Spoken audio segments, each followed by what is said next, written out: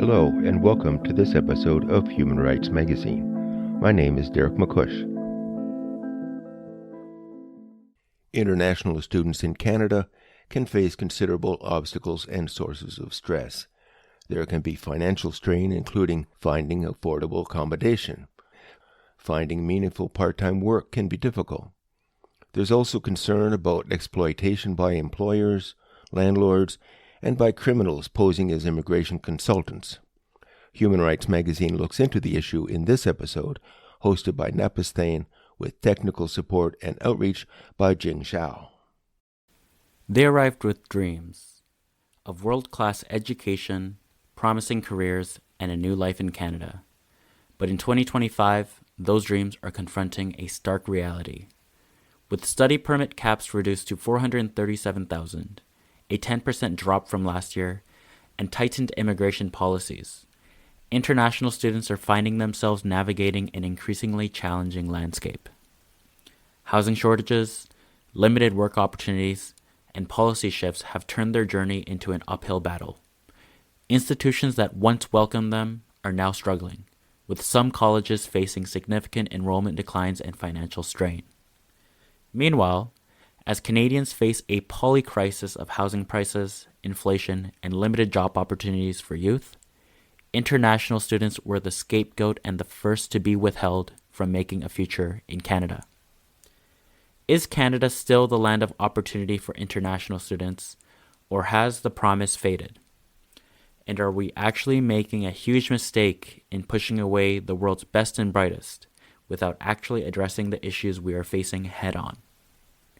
In this episode, we will dive into the evolving challenges facing international students in Canada and explore what the future holds for those seeking a new beginning. Next up, we have Simran Dana, a member of the Najawan Support Network, who is willing to talk to us about some of the experiences of international students. We are an organization of international students and immigrant workers who came together in June of 2021 to confront some of the people who exploit us, namely employers, but also landlords, immigration consultants, colleges, and governments. And the way that we have been doing this over the last couple years, specifically around the issue of wage theft, is by supporting workers to organize their own campaigns against their employers. I immigrated here when I was 3, but I'm also from Punjab, India, where a lot of international students have recently been migrating from over the last several years and really decades. If I hadn't come at the time that I did, I'm sure that my parents would have also sent me here as an international student. So I really do feel for the generation of young people that has migrated here, not just from India, but other countries. But many of our members are current and former international students, and in hearing stories from them, it's very different than the image of an international student that Canadians perhaps had 10 or 20 years ago. Back then, it was the idea that international students are only here for studying, they're coming from well-off, wealthy backgrounds, and then they leave. But really, there's been a shift over the last several years where more and more international students have come here from low and middle income backgrounds, from poor farming families, particularly in rural Punjab and across India at least, as well as other countries. And this has also coincided with the federal government's explicit marketing to international students through third-party recruiters, but also through the federal government's website itself, where they say the international student program is meant for the slogan study, work, explore, stay. And so they promote the program as a pathway to permanent residency and citizenship. And so there's a whole apparatus of recruiters, of immigration consultants, of companies back home, not just in India, in the Philippines, and China, and Nigeria, where they also then market and often even mislead international students that if you do XYZ, if you enroll in XYZ colleges, most of them what are called diploma mill colleges, then you'll be able to settle permanently in Canada. The experience of international students when they come here is rife with exploitation, I would say, at every step of the way. It's a rite of passage. There's really no international student who's come here who hasn't had some kind of exploitation in the workplace, whether it's wage theft, being paid below the minimum wage, absolutely no hope of receiving any vacation time or benefits. So there's that, but then there's also a lot of colleges that charge enormous, exorbitant amounts in fees for a very poor quality education. And in more recent years, we've been seeing colleges turn to other kind of scams or schemes to make students re-enroll, for instance, by mass failing certain students, as we saw at Algoma College or some of the other colleges. So exploitation by the colleges, and then also landlords. There's a lot of people who have really horrific housing conditions, especially in some of the cities, being packed 10, 15 people in a basement, illegal evictions. Immigration consultants also have been very exploitative, whether it's back home or here. Last year, we did a 18-day encampment in front of the CBSA headquarters in Mississauga to stop the deportation of international students who had been victim to a fraudulent immigration agent who was later arrested. And so we were successful in that, but it just went to show that the exploitation runs deep for international students. And then, of course, there are a number of policies that the federal government has introduced and changed over time that has used and thrown away international students for cheap labor. And the most recent iteration of that is, of course, the current group of former international students who've been encamped in Brampton since August 30th because their work permits are expiring. These are the same international students that have done the essential and unsafe jobs to hold the economy up during COVID. And what we're seeing is a shift in immigration policy by our federal government for cheap votes that's really throwing international students under the bus and using them as scapegoats. Simran believes that the federal government's abrupt immigration policies reflect a performative crackdown that unfairly blames and exploits international students and immigrants, while failing to honor previous commitments. This has shifted responsibility for systemic issues like housing and labor onto those that they once relied on. There has definitely been a very sudden shift and change in the policy approach by the federal government that has tried to cut down on study visas, postgraduate work permits, PR quotas, all across the board. But I think that's also for show. I think it's to cater to the segment of the Canadian population that has been misled to believe that immigrants and international students are the problem. So I think the way that I see a lot of these policies is that it's an evasion of responsibility, and it's a blaming and pointing of fingers towards people that they have used and exploited and are now not taking responsibility for. In terms of the policies themselves, and especially with the postgraduate work permits, I think that the most egregious thing is that immigration policies are being introduced that fail to grandfather in cohorts of students or workers who came under a different premise. So what that means is that fair policies in the kind of policy world mean that the cohort of international students or postgraduate work permit holders or immigrant workers who have fulfilled all the criteria under the previous regime ought to be eligible for that under the previous criteria, changing the rules in the middle of the match or even at the end of the match. It's deeply unfair, and it's a real betrayal. If they want to reduce or increase the numbers of international students that come in, our group's approach is more so that the students who are already here or who've already been accepted through their student visa are the original criteria or the original policy regime, is that still applicable to them? Another example is, like, for instance, there's new language criteria, English language criteria for international students now, right? So that means now you have students who are suddenly scrambling to try to fulfill that, and you have a whole industry of people who want to make money off of this new policy. So it's really just exacerbating the exploitation students face.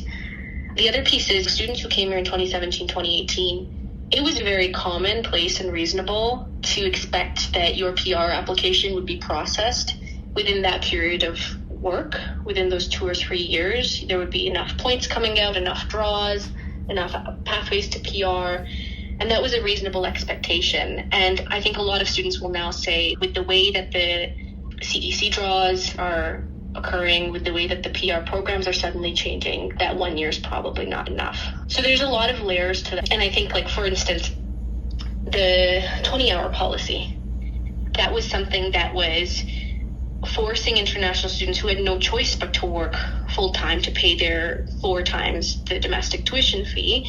That was opening up the possibility for underpaying and exploiting international students. Recent data shows that a large amount of international students that are registered for educational institutions don't actually go to classes. Could this mean that some international students might be exploiting the system? Simran believes the motives behind releasing this data is suspicious. I think this is interesting timing for this type of news. At a time when there's a very explicit and intense scapegoating of international students as if they're frauds or criminals, we don't know the conditions of the people who didn't go to class and how that data was collected. It's possible that a lot of people come here with the perception and being sold the belief that this international student program, that this college is simply a means to get access to PR eventually and to settle here and work here. And I think there must be some people who, whether it's they don't have a desire to study, or they simply have very difficult economic circumstances that force them to work 2-3 jobs and they can't study, that they might not go to class. So I don't know the circumstance of people who didn't go to class, but I see that headline and I immediately think, what purpose is this type of story serving the government at this time? And I think it's a purpose that serves business interests and serves the government's interests in scapegoating international students. The other thing I often think about is we don't really have that same level of scrutiny for domestic students. Are there domestic students who also don't go to class? Yes. And that we give that a pass. I think that level of scrutiny that international students face and the way that this narrative is politicized, I'm skeptical about that. Simran also shares with us some information about recent encampments and the motivations behind the international students gathering together in protest. So people on postgraduate work permits started a permanent 24/7 protest in Brampton on August 30th. And the main demands there were to end LMIA-based exploitation, which they in part won in the recent LMIA policy change that removed the extra CRS points given to LMIAs. And the second demand is extension of postgraduate work permits for those whose permits are expiring in 2024, 2025. And the third was a fair PR pathway for all. And so this is happening because the numbers that we know of is that by the end of 2025, there will have been over 200,000 postgraduate work permit holders whose work permits are expiring. Because of the delay in the PR application processing over the last 3 years, it's been nearly impossible for people to have their PR applications already in the queue processed in that time. And so the people whose work permits are expiring or have expired put up this encampment to make the public more aware, build public support, and to pressure the government. They've been meeting with MPs and MPPs and trying to push for those demands. A lot of the community that was previously, at least in Brampton, hostile to international students, a lot of people have had their views change because no one wants to stay in a tent for months at a time unless they have a reason to. Next up, we have Navya Janejak, an international student who's willing to talk to us about some of her experiences. I came from India last year. I was pursuing research analyst postgraduate program from Georgian College. And the reason why I was pursuing was because I look myself in public sector and I want to be a policy research analyst. And this course really acted as a bridge between my political science bachelor's degree, which I pursued in India. I would say I met a lot of great people, intellectual minds, and I got an opportunity to interact with a lot who are working here from a very long time. So that has been great. Some things have been challenging, as in to find my first part-time job because I had bills to pay. So I was looking for a part-time job, and that was very difficult because when I came in here, it was January, and I think it's even more challenging to find a job during winters. So I wasn't able to get one until April. Until that time, I was fully dependent on my GIC and the money that I bought from my home country. But I feel that something has to be done because if the intake is open, for example, the January intake, which is open for the students, and when it's very much of the knowledge of all the people that there are not really many jobs there. When a student is coming and there is no job at all, and every employer is saying that it's winter, try in May, it's winter, try in April. So then it becomes even more challenging. There is phone bill, there is groceries bill, the rental bill, right? So there it costs me around more than $1,200 each month. So yeah, it was very challenging because I didn't want to ask for money, but I wasn't able to secure any part-time job because there was none in the market. Nava Vineja talks about how she didn't experience discrimination in Canada firsthand, but does see discrimination through social media. There isn't any discrimination on face that I have experienced. The working environment in Canada, in fact, for every place that I've worked as of now in Canada, including part time, the employers and the fellow employees are amazing. But I have an Instagram page where I post some fun content, and two of my reels actually got viral, and a lot of people who reside here also got the attention. And in the comment box, I can see that they were questioning my language because I was speaking in Hindi, that is my own country's language, and they were like, you are living here and why are you speaking that language? When asked about her thoughts on Canadian policy and tips for future international students, here's what she had to say. They should understand that the study permit processing time for a lot of countries are of months, and that they start their procedure a lot of months ahead. So when they get to know some similar kind of information and that this will be implemented very soon, it's very difficult for them to change everything because a lot of my friends have already paid the tuition fee and now they've got to know that the course will be no longer considered. So now the college is not ready to give all the money back. Maybe they will, but not the entire amount. So if they are coming with any new policy, they must assure that for at least coming 2 years, there will be no immediate change. Here's some grounded tips that she's giving to future prospective international students to Canada. Don't have a lot of expectations. If you are expecting, then see the facts as well. Now, when we have come here, we are very much aware of the CRS course, the cutoff list, everything, right? But when we were in our home country, we were not keeping any record of anything because we were in a bubble that we'll go there and one day we'll be able to have PR and everything. But now that we have come here, we have realized the points are too high or we need to learn French, etc. etc. Don't be in that bubble. Have expectations only when you are aware of the facts and the data. And second, don't think less of Canadians. We are very much equivalent. Just that if we are just born in another country, that doesn't make less of ourselves and of our abilities. And we should be very much proud of our own culture because I see a lot of Canadians appreciating other people's culture. Why we are not appreciating ours?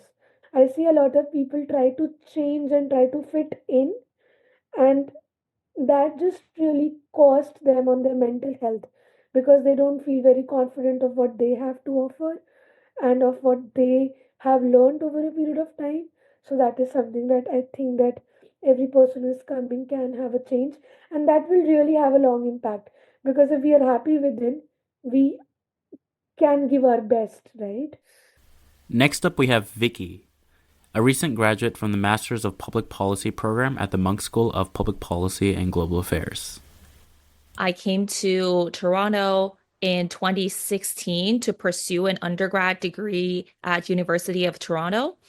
And then I graduated in 2020. And at that point, I was deciding if I should pursue a graduate degree in public policy or law school. So I actually took a little bit longer than a year off to start working at a law firm because at that time I really want to gauge what the industry, the field is like. So I myself in 2020, when I graduated from undergrad degree, I took advantage of the PGWP, which I was eligible for 3 years of work permit in Canada.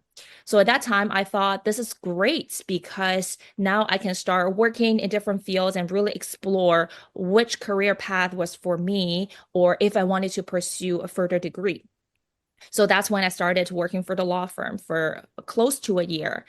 And then at that time, I decided that I do want to get a graduate degree at U of T. So I applied and got in very luckily. So then I transitioned back to a study permit. However, because of that transition, that rendered me ineligible for another PGWP after my grad school.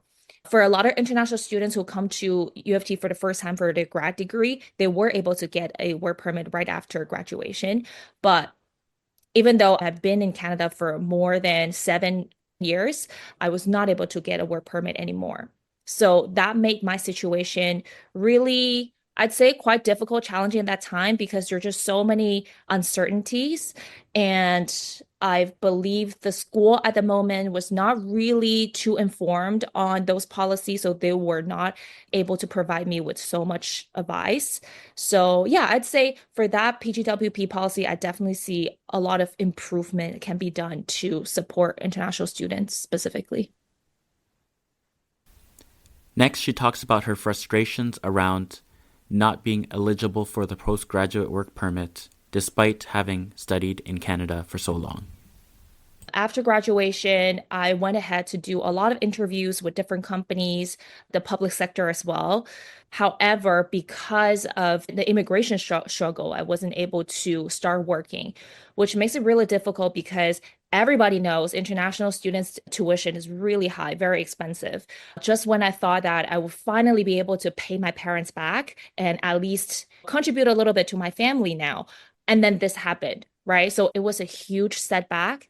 And I had to say, I had to become immediately to just become very resourceful and try to see what are the resources I can utilize and mobilize around me to support myself, because eventually I do still see Canada as a home for the future. I just had to be really quick on my feet and see what I can gather to support my living here. For me at that time, there were two options available for me. One is to apply under the Ontario nomination program for master students. However, for that program, it's getting more and more competitive just because the amount of students that are getting a master degree right now. And my points were not high enough because even though I worked for the law firm for close to a year, I didn't complete one full year. So that gave me 0 points in that program. Mm. So if there's one thing I could recommend or suggest for that program is to open it to look at someone's maybe their tax return, to look at how many hours they've worked, because I did work a lot during my student time at U of T, but those didn't calculate towards the program. So there were a lot of points that I just missed in my application.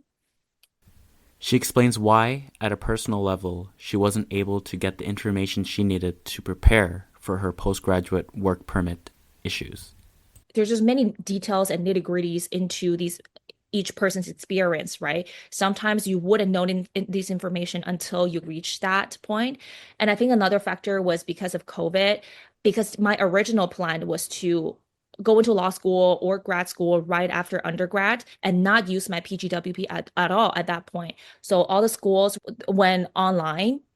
And at that time, I was still paying international student fee. So it just didn't seem reasonable for myself and my parents to think that we're paying like 6 or 7 times higher tuition, but also just getting online education. Because as we all know, we know how important like the personal connection is to us. So at that time I decided to, okay, I'm going to use my PGWP and actually start working for a year. So I think there are many factors at play, but the outcome just unfortunately to be like not too advantageous. Despite the setbacks, She's still positive about her future in Canada and her ability to continue contributing to Canada's workforce. To be honest, I really value my education and my experience at U of T. So I would say I will have no regret doing that at all. And also because of the friends and network that I built throughout the year, I would never trade them for anything else. But I would have to say, if the pathway, especially the career and the PR pathway, if they were made a little bit easier or smoother for me, I would be able to at least pay back and support myself a little bit faster. I do still see myself building a career in Toronto and in Canada, and I feel like eventually they will pay off. She calls on the Canadian government to make improvements to the postgraduate work permit program to better help individuals like her who are interested in contributing to Canadian society after having been in Canada for so long. I'm definitely seeing a lot of people trying to see what are the routes. I would still like to drill into PGWP a little bit more because on a grand scheme, I do really think the PGWP program makes a lot of sense. And it actually, if it works, can help a lot of international students who want to stay here and build a life and build a career to transition to PR. So there are two things. One is currently PGWP is not continuous. So for someone like me who just graduated from undergrad, use PGWP once, I can't apply for it or use it for the second time, even after I pursued a second degree. So I think that this continuity does not make a lot of sense because life does happen even to international students, right? Even if someone might want to start working for a few years to just maybe just to save up a little bit for a second degree, but that make them eligible for another work permit after their second degree. So I think that this continuity can be changed. I think international students are great candidates for Canadian jobs because they have already been in the country for a few years. They lived here, they speak the language now, they are super aware of Canadian culture or social norms. So I feel like they make up perfect candidates for Canadian jobs. I think the best way is to utilize these programs that are already in place, such as PGWP, to make that transition smoother, easier, and more successful for these candidates. Vicky also talks about why the policies were enacted and why there is a growing hatred for international students in Canada. I think that it just seems like the quickest fix to a lot of problems that we have in the country right now. I've heard a lot of people point to healthcare, housing, and kind of blame those issues on international students. On the surface level, it does seem like a quick fix. Oh, so many students came, just tell them not to come. Or, oh my God, they're already here and they're taking Canadian jobs. Recently, I just saw that a lot of Ontario universities and colleges, they're actually losing a lot of revenue because of the international students cut. For example, Centennial College had to cut a lot of their programs that were previously offered for all students, including international students, of course, because of the lack of funding now. So it really speaks to that international students are funding these institutions, but the government isn't funding enough. So that when we take out the international students, all of a sudden these universities and colleges are basically just running short on funds. On international students being made targets for policy issues like housing and affordability, Vicky talks about why international students were made scapegoats. International students, they are not PR yet, right? They're not Canadians yet. They don't have voting rights. So even if they have a lot of voices or they want to raise it or want people to hear, but eventually they don't have the voting power. And whether people decide to listen to them or advocate for their issues is really depending on how willing Canadians are to help and support. So that's one. And I think number two is that most of Canadians don't see international students as future potential Canadians. But the reality is a lot of international students, even my friends around me, they want to become Canadians. A lot of them got their PR cards and eventually they did apply for Canadian citizenship. So if we change our perspective, the way we look at international students, it will be much more helpful and beneficial for everyone. if we just look at them not as they are here temporarily taking away resources, if we look at them as they are potential, our future Canadians, let's help them integrate, let's help them so we can all build a stronger Canadian society and economy together. I feel like that would be a much more beneficial and helpful way to look at this group of people. For people looking to come to Canada, Vicky has the following advice.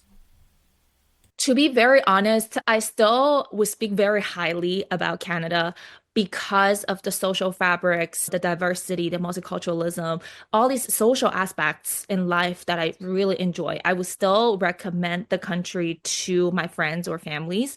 However, depending on their circumstance, whether they're a student or coming here to work, I would really spend time laying out a plan, immigration plan for them to, I would advise them to not just think ahead in terms of 1 to 3 years.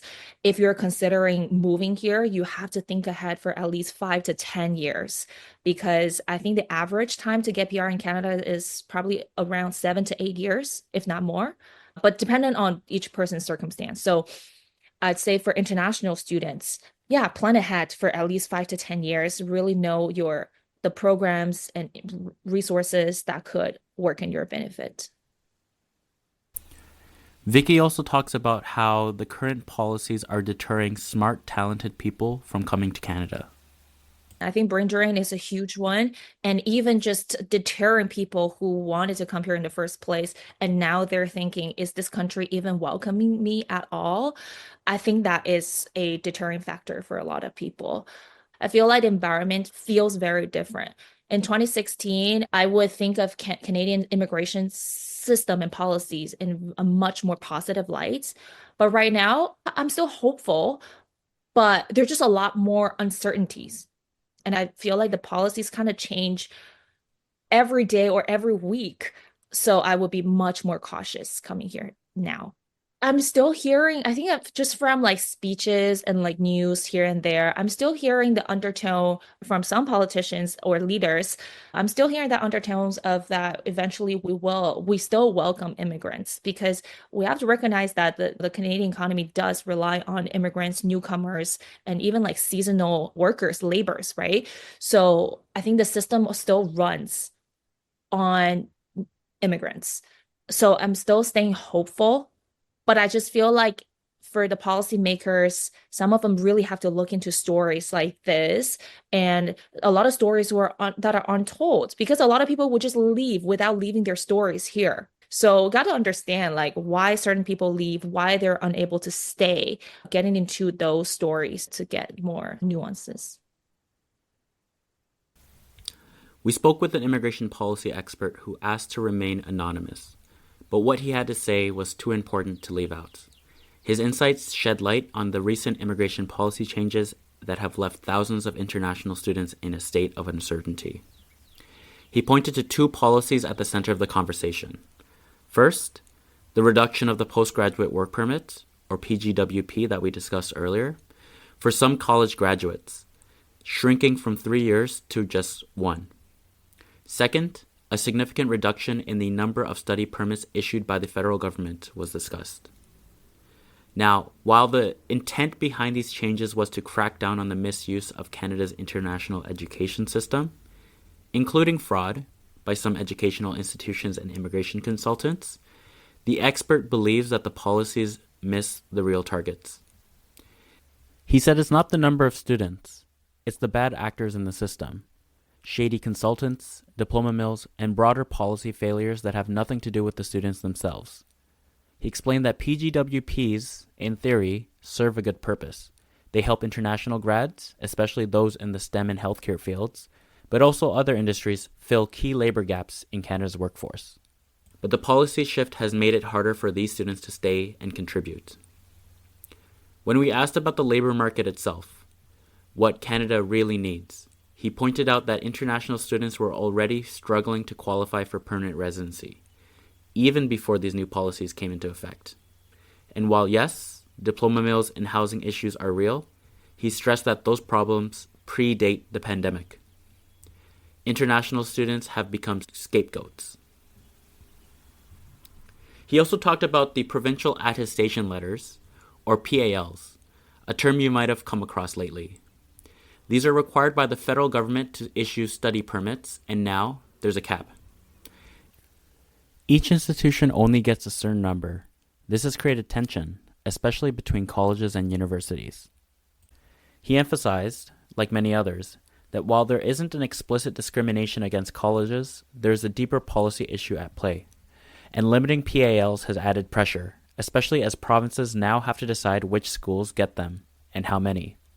On whether PGWP changes favor university grads over college grads, he said it's less about fairness and more about labor market alignment. Still, the result is that many college grads are now in limbo. So, why take a sledgehammer to a system that might need a scalpel? His answer? Politics. According to him, the federal government lacked the tools and the data to go after individual bad actors or institutions. It was much easier to apply sweeping changes. Provinces, on the other hand, have remained fairly quiet. He pointed to in October 2023 a report that warned that post-secondary education in Canada was already underfunded. But the real story didn't make headlines. Cutting student numbers did. One big change he pointed to, ending PGWP eligibility for public-private partnership programs, or PPPs. These were once the backdoor for shady colleges, and the federal government used that to close a major loophole. But there's a cost. He told us that changes are scaring away exactly the kinds of students Canada wants, those who play by the rules, with the skills, and those who want to build a life here. Instead, is the students who are willing to take risks, and even skirt the rules, who are managing to stay. We also asked the expert about immigration consultants, the people who international students rely on to help them navigate the Canadian system.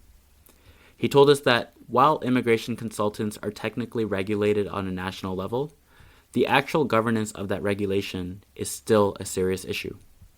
If a consultant advises someone to lie or misrepresent information on an immigration application, that is illegal. But enforcement gets complicated outside of Canada, and many consultants are based overseas. In Canada, there are about 11,000 regulated immigration consultants, but abroad, there may be thousands more operating without oversight. So we asked him, are these ghost consultancies, the unlicensed, untraceable agencies, at the heart of this problem? His answer? They're a big issue, but not the only one.